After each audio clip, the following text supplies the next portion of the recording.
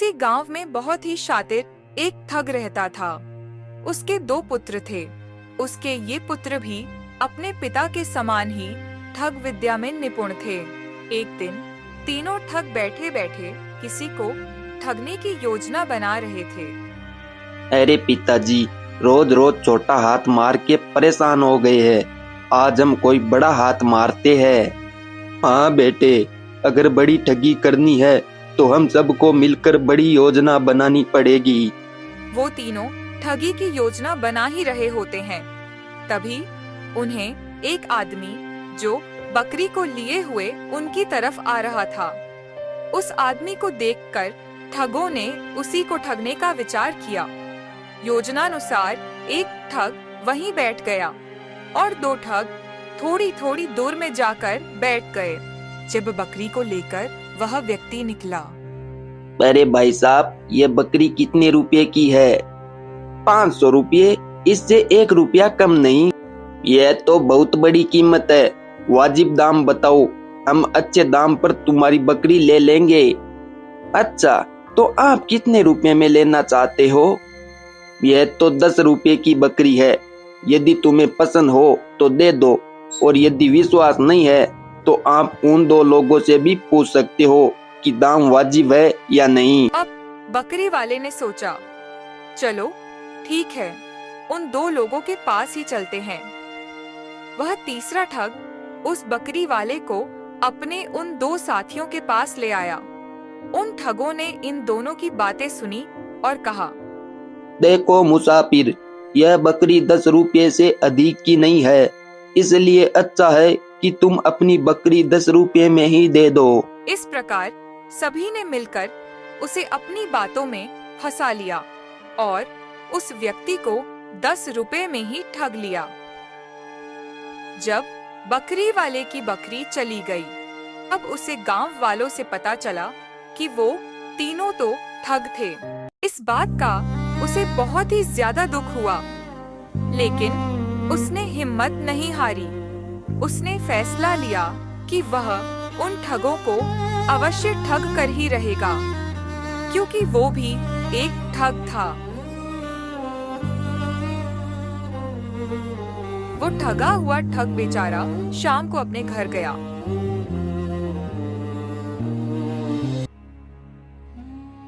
अजी आ गए आप, और हमारी बकरी कहाँ है? ऐसा सुनते ही कमल बकरी वाली पूरी बात बता देता है।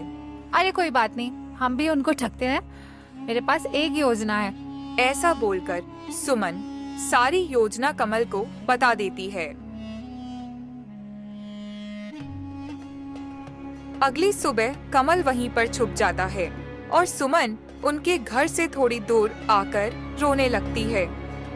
वो तीनों स्त्री के रोने की आवाज सुनकर कमला के पास आ जाते हैं। ए सुंदरी, तुम रो क्यों रही हो? साहब जी, क्या करूं मैं, क्योंकि मेरे पतिदेव ने मुझे छोड़ दिया है। अब मैं कहाँ जाकर रहूं? अगर तुम बुरा ना मानो तो हम लोगों के पास रह सकती हो। हम तुम्हें ठग विद्या में निपुण कर देंगे। अब बस कमला को यही चाहिए था। वो उन तीनों ठगों के साथ घर में चली जाती है। एक दिन दोनों ठग बाहर गए हुए थे। घर में केवल ठगों के पिता ही बचे थे। कमला उस ठग के पास आती है। आप लोग तो बिल्कुल गरीब हो, आपके घर में कुछ भी नहीं है। मेरे पगली, तू क्या जाने, मेरे पलंग के नीचे एक सोने का घड़ा है, और वो सोने का घड़ा हमने एक राजा को ठग कर लिया था। अच्छा, तो ये राज की बात है? हाँ बिल्कुल, तुम स्त्री हो इसीलिए बता रहा हूँ। यह सब सुनकर सुमन का पति भी वहाँ पर आ जाता है। उसके हाथ में एक बहुत बड़ी लाठी थी। उसने ठगों के पिता की खूब मरम्मत की और वो सोने का घड़ा लेकर दोनों मियाँ बीवी वहाँ से रफू चक्कर हो गए।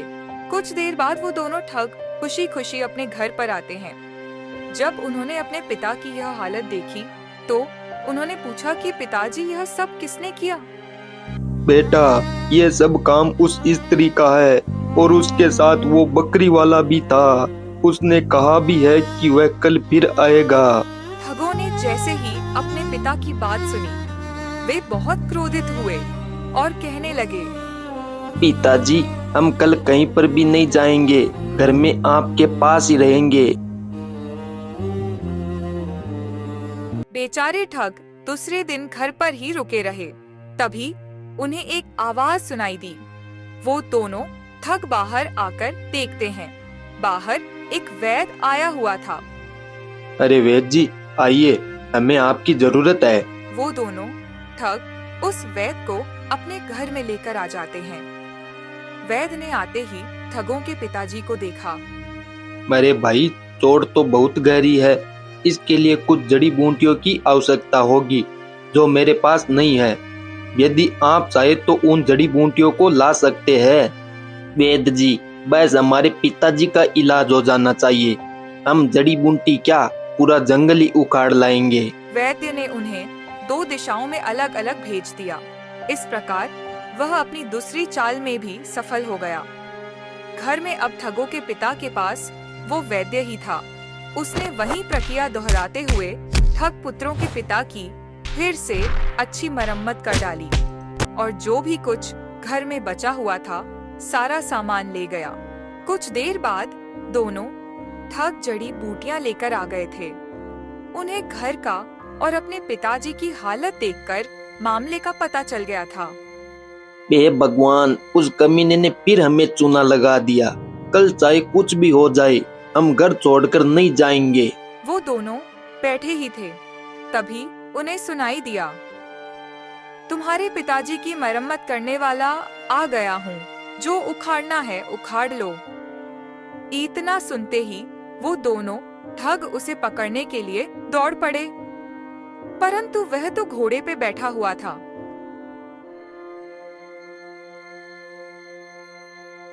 बस भैया, अब मैं दौड़ नहीं पाऊंगा, जाने दो उसे, किसी और दिन पकड़ लेंगे।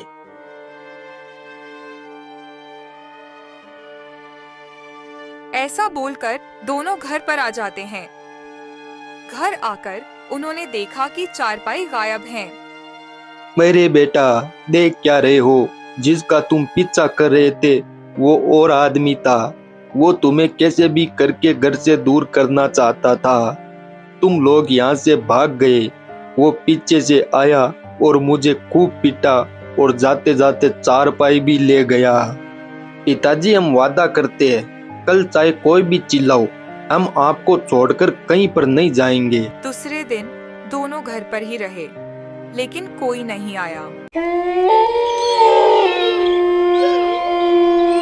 उसी रात गांव में कोई कार्यक्रम होने वाला था। भैया, मुझे लगता है वो बकरी वाला कभी नहीं आएगा। चलो, गांव में प्रोग्राम होने वाला है, हम वो देख कर आ जाते हैं। वो दोनों गांव की ओर निकल जाते हैं। इधर कमल ने मौका पाकर पुनः उसके पिताजी की घर में आकर मरम्मत कर डाली। ओए सुन बुढ़ऊ, इस बार मैं तुम्हारे घर से कुछ नहीं ले जाऊंगा और अपने दोनों बेटों से भी कह देना, मैं तुम्हारे घर में अब कभी नहीं आऊंगा। ऐसा बोलकर कमल वहाँ से चला जाता है।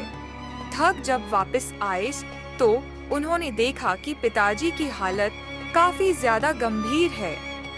अब उन ठगों को कुछ भी नहीं सूझ रहा था। बेटे, अब वो बकरी वाला कभी नहीं आएगा।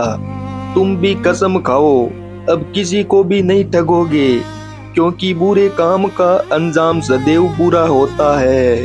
ठग पुत्रों ने कसम खाई कि वो अब किसी को नहीं सताएंगे।